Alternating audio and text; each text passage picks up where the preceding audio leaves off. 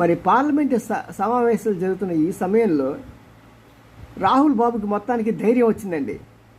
మెల్లిమెల్లిగా ఒక ప్రతిపక్ష నాయకుడిగా తను నిలబడటానికి ప్రయత్నం చేస్తున్నాడు. మరి ఎంతవరకు సక్సెస్ఫుల్ అవుతాడని చెప్పలేం, కానీ ప్రయత్నం మాత్రం జరుగుతున్నది. దీన్ని ఏమాత్రం తట్టుకోలేని మోడీ మాత్రం చాలా అసహనంగా మరి రాహుల్ గాంధీ మీద రకరకాలుగా విరుచుకుపడుతున్నాడు. బచ్చా అంటాడు, ఇంకేదో తన ఇష్టం వచ్చినట్టుగా మాట్లాడుతూ ఉంటాడు. నీకు 199 మార్కులు వచ్చాయా అనుకోకు, నీకు 543లో నీకు 99 మాత్రమే, నీకు ఓట్లు వచ్చాయా, నీకు కలిసిన ఆ సంఘటితమైన పార్టీలు అన్నీ కలిస్తే నీకు మాత్రం ఓట్లైనా వచ్చాయి అని ఒక మనిషిని ఎలాగా, ఒక పార్టీ అధ్యక్షుడిని ఎలాగ కించపరచాలో అలాగా నైతికంగా కించపరిచే శక్తి సామర్థ్యాలు మోడీకి ఉన్నాయి. మరి ఇంకా రాహుల్ గాంధీ నేర్చుకోవాలి ఇంకా చాలా రాజకీయాలు.